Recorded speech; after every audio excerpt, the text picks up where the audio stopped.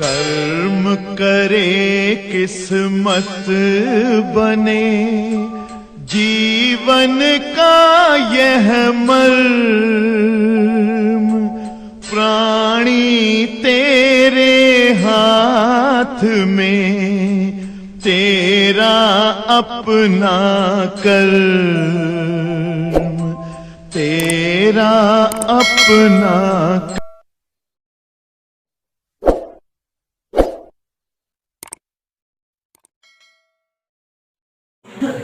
Lyman श्रेणी,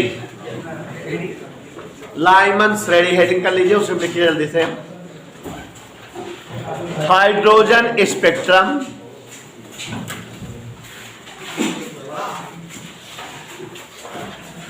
की यह प्रथम श्रेणी है। हाइड्रोजन स्पेक्ट्रम की यह प्रथम श्रेणी है। हाइड्रोजन परमाणु में भिन्न भिन्न उच्च ऊर्जा स्तर में परिक्रमण करने वाले इलेक्ट्रॉन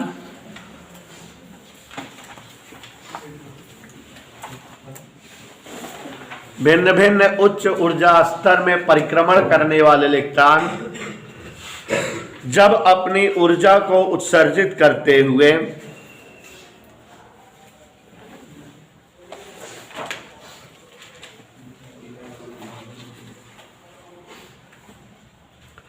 विभिन्न उच्च ऊर्जा स्तर से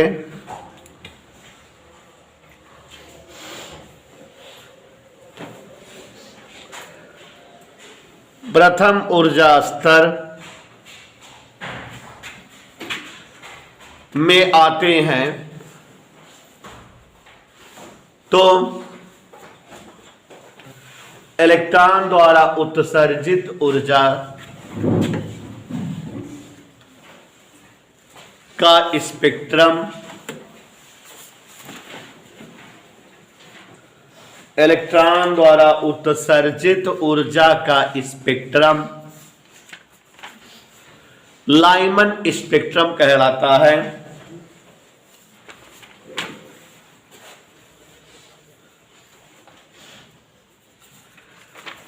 अर्थात हाइड्रोजन परमाणु में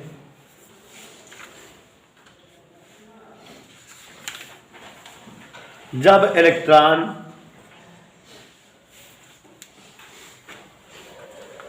द्वितीय, तृतीय, चतुर्थ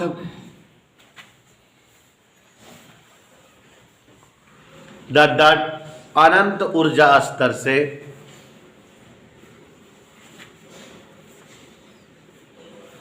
अपनी ऊर्जा उत्सर्जित करते हुए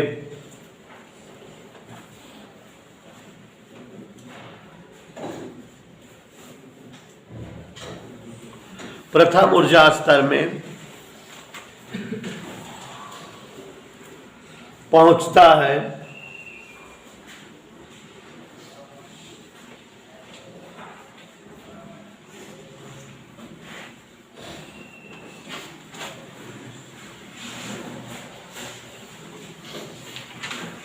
तो उत्सर्जित ऊर्जा स्पेक्ट्रम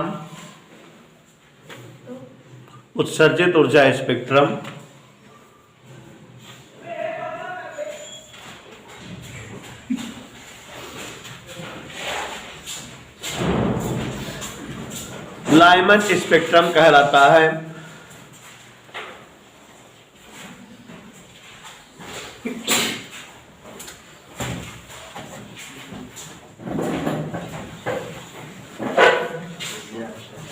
वैज्ञानिक लाइमन ने 1916 ईस्वी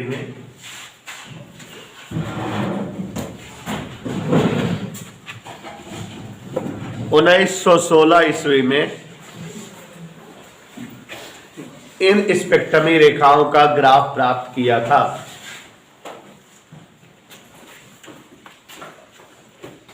लाइमन स्पेक्ट्रम है तो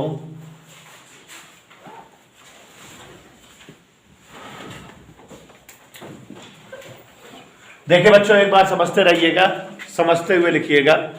आपको हमने समझाया है बेटा, ध्यान से सुनिए, कि जब जो है हाइड्रोजन का परमाणु और अलग अलग कक्षाओं में चक्कर करते हुए इलेक्ट्रॉन अपनी ऊर्जा को उत्सर्जित करें और उच्च ऊर्जा स्तर से निम्न ऊर्जा स्तर में आए, तो उनके द्वारा उत्सर्जित ऊर्जा का जो स्पेक्ट्रम होता है वही लाइमन, बामर, पाश्चन, ब्रैकेट, फुंड इत्यादि नामों से जाना जाता है। आपको बताना चाहेंगे शिवांशु जी,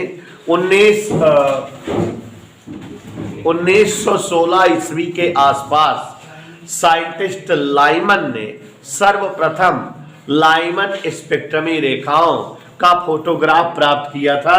सबसे पहले इन्होंने लाइमन स्पेक्ट्रम को खोजा था, या इन्हें जो है लाइमन स्पेक्ट्रम की जनक माना जा सकता है। वैज्ञानिक लाइमन ने 1916 ईस्वी में इन जो है रेखाओं के बारे में पता लगाया। क्या पता लगाया? कि जब इलेक्ट्रॉन विभिन्न ऊर्जा स्तर में चक्कर करते हुए अपनी ऊर्जा को उत्सर्जित करे और अपनी कक्षा से पहली कक्षा में आए, दूसरी कक्षा वाले इलेक्ट्रॉन अपनी ऊर्जा उत्सर्जित करके पहली कक्षा में आए, तीसरी कक्षा का इलेक्ट्रॉन अपनी ऊर्जा उत्सर्जित करके पहली कक्षा में आए, चौथी कक्षा का इलेक्ट्रॉन अपनी ऊर्जा उत्सर्जित करके पहली कक्षा में आए।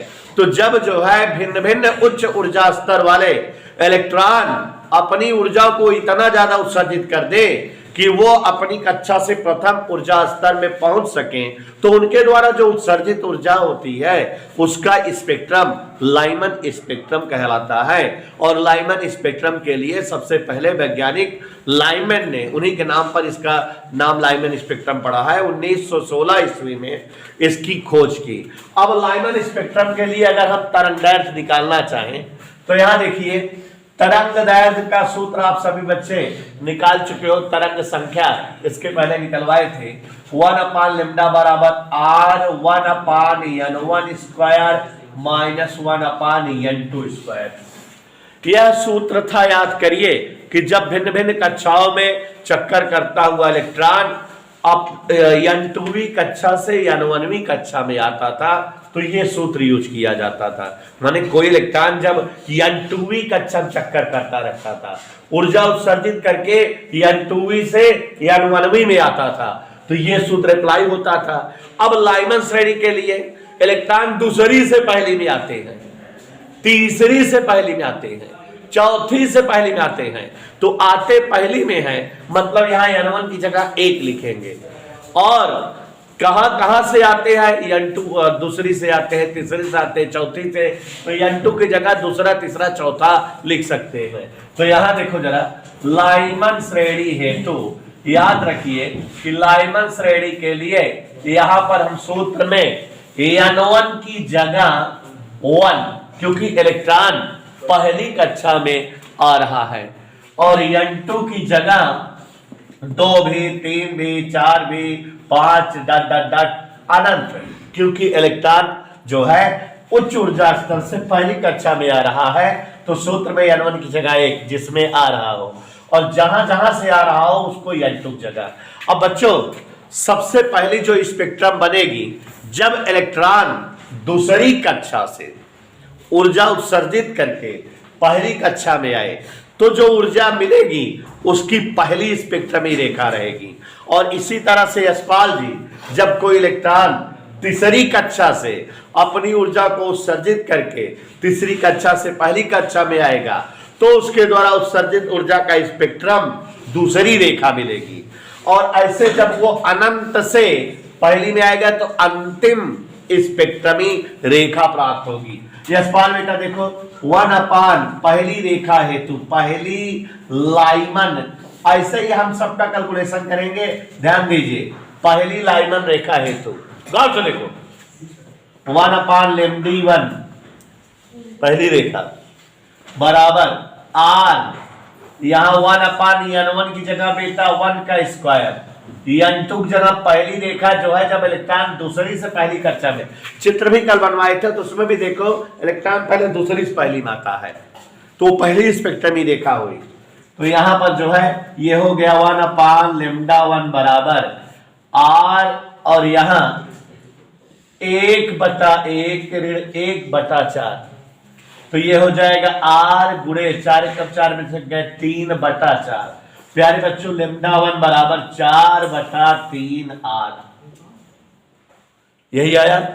मान रख सकते हैं 4/3 गुणे 1.09 गुणे 10⁻7 बताए हैं हम आपको। तो 4/3.27 गुणे 10⁻7 इधर ओके। हल करोगे बेटा तो ये आ जाएगी 1216 एंगस्ट्रॉम। लाइमन श्रेणी की पहली रेखा की तरंगदैर्घ्य 1216 एंगस्ट्रॉम। 4/3r को जब हल किए तो ये आएगा, ये मीटर में था, एंगस्ट्रॉम में इतना आ जाएगा। हमको बेटा जब भी किसी भी स्पेक्ट्रम के बारे में बताना होगा तो हम पहली स्पेक्ट्रमी रेखा की तरंगदैर्घ्य निकालेंगे और अंतिम स्पेक्ट्रमी रेखा की तरंगदैर्घ्य निकालेंगे, हमारे पास काम हो जाएगा। मतलब केवल पहली का बता देंगे और किसका बता देंगे बेटा, अंतिम वाली का, लास्ट वाली का। तो पहली वाली रेखा का स्पेक्ट्रम आ गया। अब अंतिम के लिए अंतिम लाइमन माने कहां से कहां तक है ये पता लग जाएगा। अंतिम लाइमन रेखा हेतु अब यहां अनंत से पहली कक्षा में इलेक्ट्रॉन आएगा तो 1/λ0 इक्वल r 1/n1 की जगह 1 का स्क्वायर, n2 की जगह अनंत का स्क्वायर, ये r गुणे 1/1 मान 0 हो गया तो ये r आ गया। तो लेमडा अनंत की वैल्यू आ जाएगी 1/r। 1/r का मतलब होता है बेटा 1/1.09 गुणे 10⁻7। और स्नेहा ओझा जी जब इसे हल करोगे तो ये आ जाएगा, यहां लिख दे रहे हैं लेमडा इन्फिनिटी बराबर 912 एंगस्ट्रॉम। तो अंतिम जो है रेखा की तरंगदैर्घ्य 912 आई और पहली रेखा की तरंगदैर्घ्य 1216। मतलब लाइमन श्रेणी की जो है तरंगदैर्घ्य परास 912 से 1216 एंगस्ट्रॉम होती है। ये ऐसी जो है स्पेक्ट्रमी रेखाएं हैं जिनकी तरंगदैर्घ्य सबसे कम होती है। इतना कम तरंगदैर्घ्य आप देख रहे हो कि 912 एंगस्ट्रॉम से 1216 एंगस्ट्रॉम तक ही तरंगदैर्घ्य मिल रही है। और इतनी कम तरंगदैर्घ्य परास को हम पराबैंगनी विकिरण कहते हैं, माने लाइमन श्रेणी पराबैंगनी क्षेत्र में आती हैं। अब हम आपको यशपाल के देर से पहुंचने की वजह से एक बात और जो है लॉजिक बता रहे हैं कि हमको डिराइव क्या करना रहेगा, निकालना क्या रहेगा। सबसे पहले बेटा जब हम जो है हाइड्रोजन स्पेक्ट्रम की हेडिंग डालेंगे अलग अलग स्पेक्ट्रमी रेखाओं के लिए तो सबसे पहले परिभाषा बताएंगे। जैसे हमने हेडिंग डाल दिया लाइमन श्रेणी, तो परिभाषा में थोड़ा सा जो है समझ लीजिए कि 1916 ईस्वी में वैज्ञानिक लाइमन ने हाइड्रोजन स्पेक्ट्रम के लिए जो स्पेक्ट्रमी रेखाओं की खोज की उन्हें लाइमन श्रेणी की स्पेक्ट्रमी रेखा कहते हैं। उसके बाद दूसरे स्टेप में लीगल परिभाषा कि ये कब मिलती है कब बनती हैं। तो जब विभिन्न कक्षाओं में चक्कर करता हुआ इलेक्ट्रॉन अपनी ऊर्जा उत्सर्जित करते हुए अपनी कक्षा से पहली कक्षा में जंप करता है या आता है तो उसके द्वारा उत्सर्जित ऊर्जा का स्पेक्ट्रम लाइमन स्पेक्ट्रम कहलाता है। जैसे लाइमन वाले स्पेक्ट्रम में परिभाषाएं बता रहे हैं पॉइंट वाइज, वैसे आप सबका बनाओगे। तो क्या समझ गए हर्षु पांडे? सबसे पहले आप क्या बता दोगे? सबसे पहले आप बता दोगे कि वैज्ञानिक लाइमन ने 1916 ईस्वी में इन स्पेक्ट्रमी रेखाओं की खोज की। ऐसे सबके बारे में बोलोगे हर इस जो है स्पेक्ट्रमी रेखा में। दूसरा क्या बताओगे कि जब इलेक्ट्रॉन भिन्न भिन्न कक्षाओं में चक्कर करता हुआ इलेक्ट्रॉन अपनी ऊर्जा उत्सर्जित करे, फेंक दे और अपनी कक्षा से प्रथम ऊर्जा स्तर में आ जाए तो उसके द्वारा उत्सर्जित ऊर्जा का स्पेक्ट्रम लाइमन श्रेणी की स्पेक्ट्रमी रेखा कहलाती है। इतना समझ में आया? सब में 2 स्टेप परिभाषा दे दोगे। उसके बाद बेटा पहली रेखा की तरंगदैर्घ्य निकालोगे और अंतिम रेखा की तरंगदैर्घ्य निकालोगे। न याद रहे तो निकाल के कैलकुलेशन में जो आए वो बोल दोगे। तो अब यहां हमने लाइमन की पहली रेखा की तरंगदैर्घ्य निकालना चाहा तो यहां सबसे पहले बताओगे कि लाइमन श्रेणी के लिए N1 बराबर, देखो लाइमन का मतलब इलेक्ट्रॉन पहली कक्षा में आते हैं हर कक्षा से, N1 की जगह 1 है। बामर के लिए N1 जगह 2, क्योंकि वहां इलेक्ट्रॉन हर कक्षा से दूसरी कक्षा में आते हैं। और पाषाण के लिए N1 बराबर 3, क्योंकि वहां इलेक्ट्रॉन हर कक्षा से तीसरी कक्षा में आते हैं। तो याद रहेगा N1 बराबर 1 लिख दोगे। N2 बराबर जहां से आते हैं इलेक्ट्रॉन दूसरी कक्षा से आ सकते हैं, तीसरी से, चौथी से, अनंत तक। अब यहां अगर N2 बराबर 2 प्रयोग करेंगे तो पहली स्पेक्ट्रमी रेखा की तरंगदैर्घ्य मिलेगी, और अगर N2 बराबर अनंत यूज करेंगे तो अंतिम रेखा की तरंगदैर्घ्य प्राप्त होगी। तो हम लिखेंगे कि पहली लाइमन रेखा की तरंगदैर्घ्य हेतु 1/λ बराबर R1/1 का स्क्वायर माइनस 1/2 का स्क्वायर। सॉल्व कर देंगे तो देख लिए आप लोग 1216 एंगस्ट्रॉम आ गया। और ऐसे अंतिम रेखा की जब तरंगदैर्घ्य निकाले तो 912 एंगस्ट्रॉम आ गई। तो कहने का मतलब यह हो गया कि लाइमन श्रेणी की स्पेक्ट्रमी रेखाएं 912 एंगस्ट्रॉम से 1216 एंगस्ट्रॉम के तरंगदैर्घ्य परास में होती हैं, माने ये स्पेक्ट्रम सबसे कम तरंगदैर्घ्य वाला है। और बच्चों जैसे जैसे आगे बढ़ते जाओगे आपको तरंगदैर्घ्य बढ़ती हुई प्राप्त होगी हर स्पेक्ट्रम की। और आपको कल बता रहे थे कि प्रकाश या विकिरण 3 तरह से माना जाता है तरंगदैर्घ्य के हिसाब से। सबसे कम तरंगदैर्घ्य वाले प्रकाश को परावैगनी विकिरण कहते हैं, और उसके बाद अधिक तरंगदैर्घ्य वाला प्रकाश जो है दृश्य प्रकाश कहलाता है। और बहुत ज्यादा जब प्रकाश हो जाता है, लाल रंग की तरंगदैर्घ्य से ज्यादा तरंगदैर्घ्य जब हो जाती है, क्योंकि सबसे ज्यादा तरंगदैर्घ्य इस प्रकाश में लाल रंग तक है, तो लाल से भी ज्यादा तरंगदैर्घ्य का जब प्रकाश रहता है या विकिरण रहता है तो उसे अवरक्त विकिरण कहते हैं, माने लाल से बड़ा विकिरण। तो ये परावैगनी विकिरण है, इतना बोलेंगे हम लोग। तो इस प्रकार जो है यहां हम बोल देंगे, इसलिए लाइमन स्पेक्ट्रम है। तो कभी कभी 1 नंबर का पूछता बहुविकल्पी लाइमन श्रेणी की रेखाएं पाई जाती हैं, 4 ऑप्शन दे दिया, दृश्य क्षेत्र में, परावैगनी क्षेत्र में, अवरक्त क्षेत्र में, माइक्रो तरंगों में। तो आप समझ रहे हो कि लाइमन श्रेणी की स्पेक्ट्रम रेखाओं की तरंगदैर्घ्य बहुत कम होती है, और कम तरंगदैर्घ्य जो है बेटा किसकी होती है? परावैगनी विकिरण। तो परावैगनी विकिरण क्षेत्र में पाई जाती है। लाइमन स्पेक्ट्रम की तरंगदैर्घ्य परास, ध्यान दीजिएगा, तरंगदैर्घ्य परास 912 एंगस्ट्रॉम से 1216 एंगस्ट्रॉम होती है। और ये स्पेक्ट्रमी परावैगनी क्षेत्र में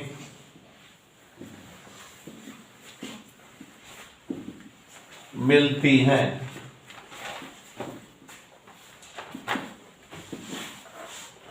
इधर ओके। तो अब आप इतना उतार लीजिए।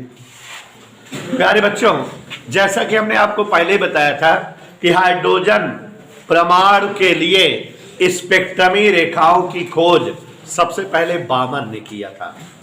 आपको यह भी बताए थे कि बामर जो स्पेक्ट्रमी रेखाएं पता किए थे, वो पता किए थे कि जब इलेक्ट्रॉन भिन्न भिन्न ऊर्जा स्तर से द्वितीय ऊर्जा स्तर में आता है, तब जो ऊर्जा का स्पेक्ट्रम मिलता है वो बामर श्रेणी थी।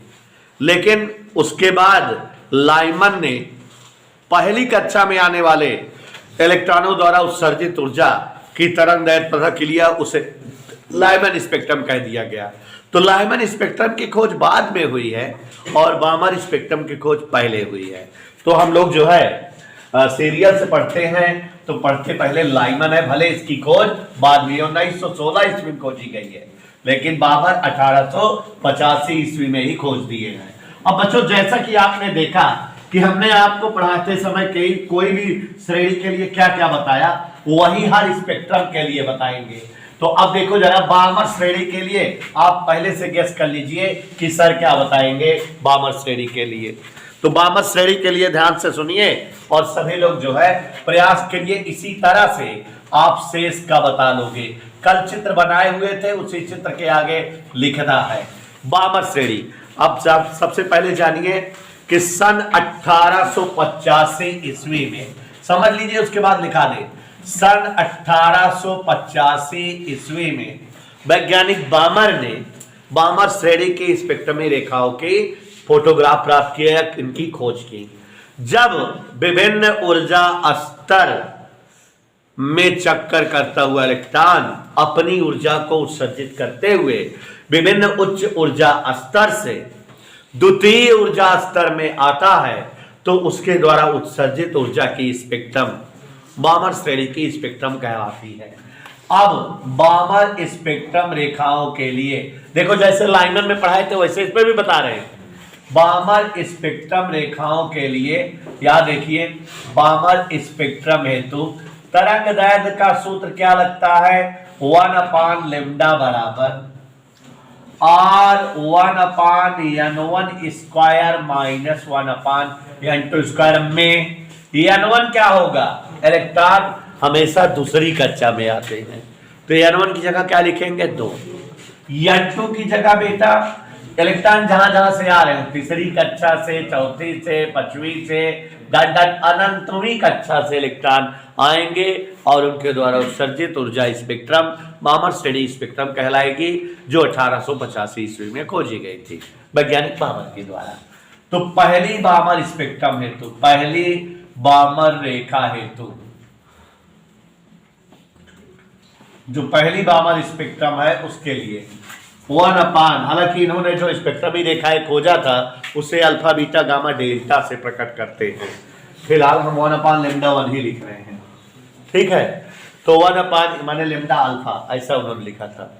तो 1/λ1 बराबर R, सूत्र में 1/N1 स्क्वायर माइनस 1/N2।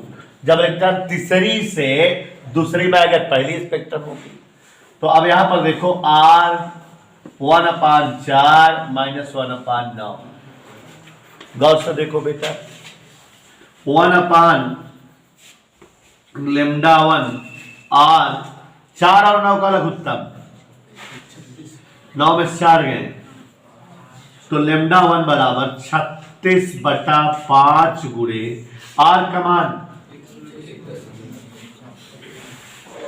0.9 गुणे 10⁻7।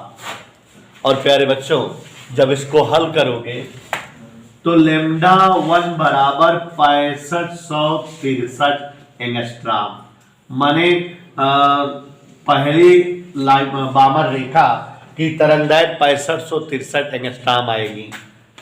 अंतिम बामर रेखा हेतु आखिरी वाली, यही तो करते हैं हम लोग, पहले निकालते हैं आखिरी वाली रेखा की तरंगदैर्घ्य।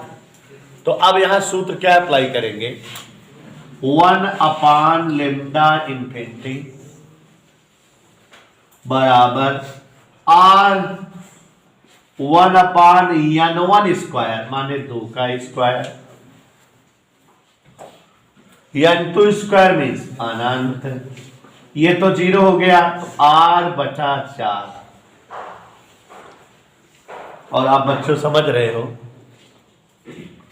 λ∞ बराबर 4/R, मान दीजिए 4/1.09 गुणे 10⁻7। वहां भी थोड़ी देर पहले 1/R था, 912 के लगभग आया था, इसका 3646 एंगस्ट्रॉम आता है, 936, ये इतना आता है इसको सॉल्व करने पर। तो यहां बोल दोगे बामर स्पेक्ट्रम हेतु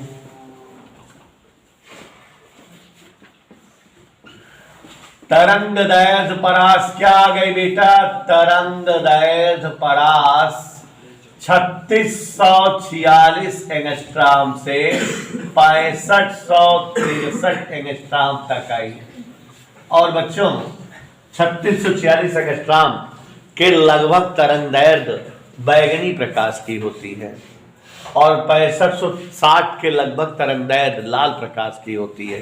तो माने ये बैगनी प्रकाश से लेकर के लाल प्रकाश तक तरंगदैर्घ्य वाला विकिरण था, माने ये दृश्य प्रकाश था, ऐसा था। ये है स्पेक्ट्रम, दृश्य क्षेत्र में आती है।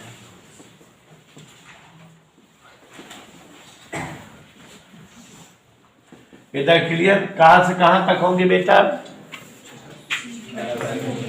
3646 एंगस्ट्राम से 65-63 एंगस्ट्राम तक, माने इन जो है तरंग दैर्घ्य परास का वैल्यूएशन बैगनी प्रकाश की तरंग दैर्घ्य से लेकर के लाल प्रकाश तक की तरंग दैर्घ्य तक है। मानिए दृश्य प्रकाश या दृश्य क्षेत्र में आती हैं।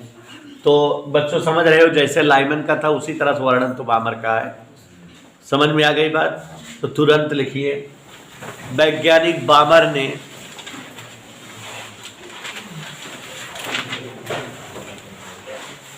ये सब आप लोगों को स्वतः लिख लेना चाहिए, हाँ, कैलकुलेशन करके। वैज्ञानिक बामर ने 1885 ईस्वी में बामर स्पेक्ट्रमी रेखाओं की सर्वप्रथम खोज की, जब भिन्न भिन्न ऊर्जा स्तर में चक्कर करता हुआ इलेक्ट्रॉन अपनी ऊर्जा उत्सर्जित करते हुए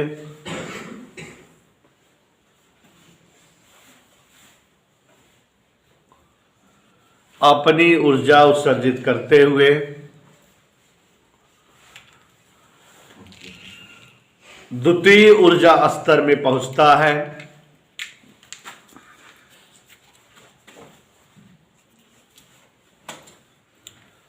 तो उत्सर्जित ऊर्जा स्पेक्ट्रम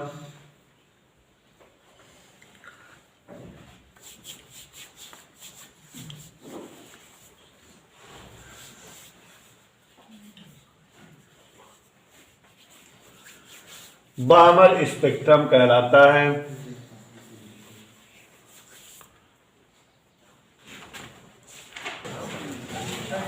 पाश्चन श्रेणी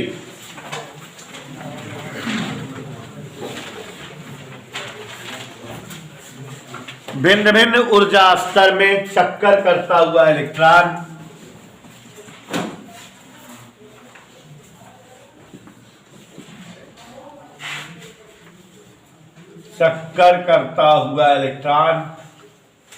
जब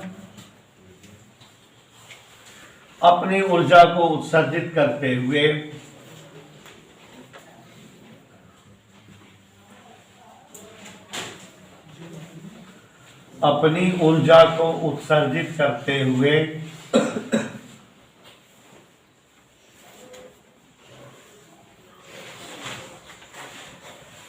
तृतीय ऊर्जा स्तर में पहुंचता है,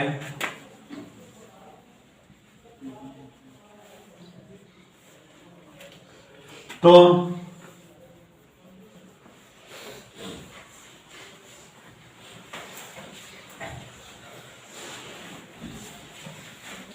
प्राप्त स्पेक्ट्रम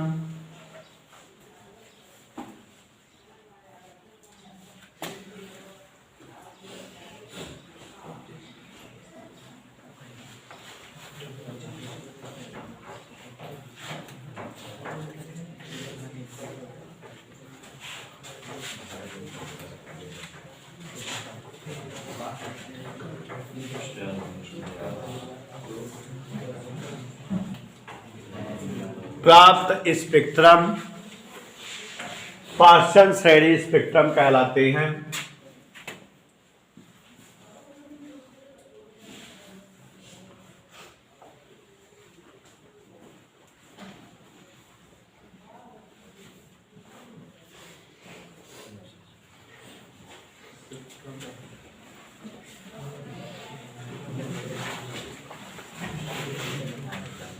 लिखा?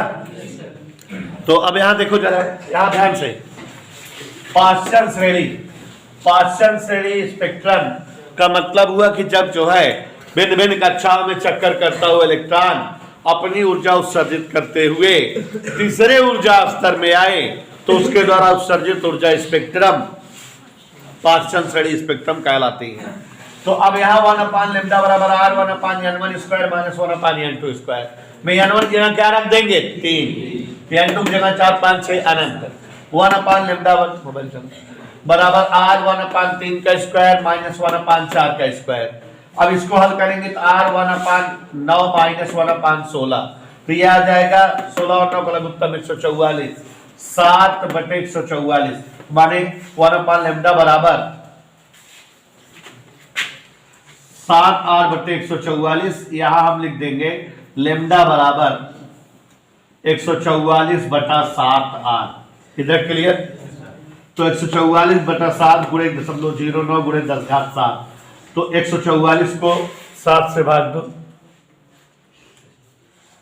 144 भागे लिखो 7.63, 144 भागे 7.63 क्या है? 872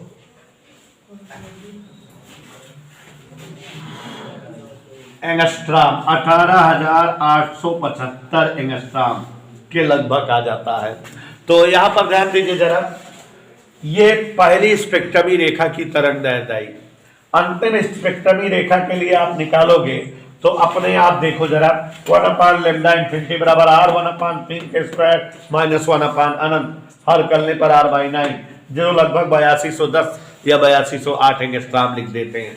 तो माने इनकी तरंगदैर्घ्य 8208 एंगस्ट्राम से कहां तक हो जाती है? 18,875 एंगस्ट्राम तक, माने बहुत ज्यादा हो जाती है। तरंगदैर्घ्य बहुत ज्यादा हो गई, ये अवरक्त क्षेत्र में ये प्रकाश प्राप्त होता है।